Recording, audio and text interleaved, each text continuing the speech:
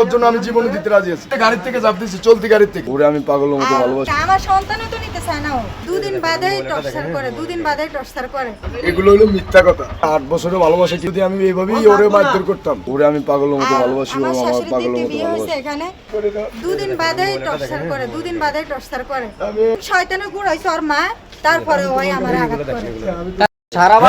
ও যদি বলে ওর জন্য আমি জীবনে দিতে রাজি আছি। ও বিশ্বাস করে না যে গাড়ির থেকে চাপ দিচ্ছি, চলতি গাড়ির থেকে। ওর না পেছে আমার গলায় ফাঁসি দিছে, কালকে আমি আমার জান নিয়ে কোনো রকম পালাইছি। ধরে ক্ষমা চাইছি। ক্ষমা তো চাইছি। বহুবার আমি বাড়িতে, নিজের বাড়িতে বিচার বসাইছি, আমি থানা তো আসছি আর একবার।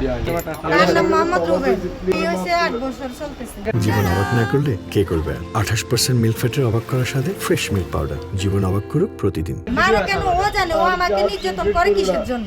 চাই এখন ওখান থেকে মুক্তি চাই। জি না, আমার সন্তানও তো নিতে চায় না ও। তাই ও আগে সংসারের সন্তান আছে দেখে ও আমার ঘরে সন্তান নিতে চায় না। আর আমার একটা সন্তান ওরা মারছে, ওর আম্মার কারণে, সব ওর আম্মা। হ্যাঁ, মারধর আমি গেছে কালকে আমাদের মাঝে ঝামেলা হয়েছে, আমি মারধর করছি। সবারই হয়েছে, আমাদের একটা সন্তান নিয়ে ওর সাথে আমার বাউরা। বাউরা জি। ওরা সোশ্যাল মিডিয়ায় যাইব। তখন আর আপনি দেখেন আমি একজন পুরুষ হয়ে আমি একবার বললাম না, এটা একবার মিস্টেক হইতেই পারে। আমি ওর মিস্টেক করছি, সেজন্য আমি ওর পায়ে ধরে ক্ষমা চাইছি।